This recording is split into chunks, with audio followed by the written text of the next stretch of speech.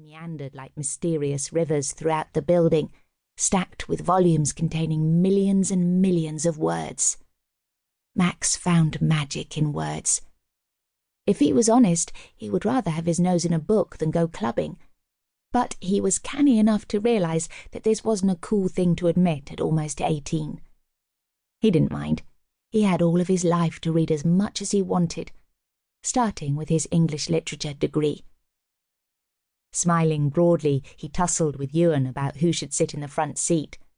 Ewan, who was shorter than Max, gave up easily enough and sprawled indolently in the back of the ageing Peugeot 205, trading insults with Max, who folded himself up into the front seat next to James and resumed munching on the popcorn he'd carried out of the cinema. "You can't be hungry, Max, surely?" James asked as he slid the key into the ignition. "You ate all of your bucket and most of mine. Whose popcorn is that anyway?" "God knows. I picked it up as I left." Max smiled impishly. "Gross. Well, don't spill it over the insides of my car or you'll be on your hands and knees licking it up, arsehole." Ewan laughed from the back seat. "James, you're so precious about this damn car. Anyone would think it was a Ferrari or something." "You can laugh, but one day I'm going to be at the wheel of a Lamborghini, and it won't be Maxie here sat beside me playing with my gear stick. Oh no, I'll have some luscious blonde with huge tits and a tiny waist to keep me happy." Ewan roared with laughter. "Dream on." James flicked through the available radio stations before leaning across in front of Max to pop open the glove box. "Pick us out a tune, dude," he instructed, and Max rifled through some old-school cassettes to find something he fancied. The Peugeot had previously belonged to James' aunt and was so antiquated it didn't even have a CD player. James had inherited the cassette collection along with the car. Max found one simply labelled Hits 1994 and clumsily tried to slide it into the open mouth of the cassette player. After fiddling and getting it jammed, James intervened, flipping it easily into place. Girls and Boys by Blur filled the car, and simultaneously all three of the boys broke into song. She'd had some luck feeding, but in spite of appearing more robust, Ephra felt as wobbly as a newborn foal. Her hibernation had been relatively short this time, an interval of only 50 or so years.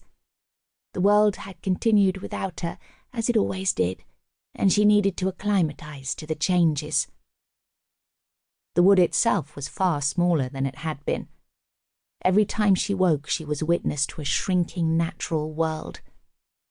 Once she might have walked for some time to find a settlement, but now there were humans everywhere, practically on her hearth. The more humans there were, the more difficult it became to locate her sisters. She lifted her head, her sharp beak of a nose, as yet without skin, scanning the horizon. She could make out others like her. The guardians were close, but not her sisters. She needed to grow strong again, and quickly. Her power to discern who and what and where was too weak. The stench of this new world overpowered her senses. Deeply unpleasant smells that she had no context for. The very air throbbing with an energy she only vaguely recognised.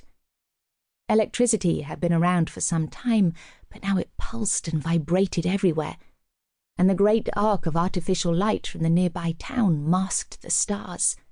They could not shine brighter than man-made illuminations. The hunting ground that she and her kind had once freely roamed was being destroyed, and it made her unhappy. She bitterly detested the passing of time. Her anger flared, hot and poisonous. The ageing Peugeot ambled through the dark country lanes. James, in spite of his age and gender, was a careful driver and valued the freedom driving allowed him. He was alone among his friends in actually owning a car of his own. His folks were well off and wanted him to join the family firm when he finished school.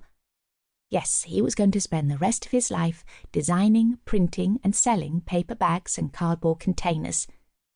He realised that to many kids his age, intent on living hard and fast and travelling and playing, such a life might sound like an almighty burden, but he had always known where he was destined.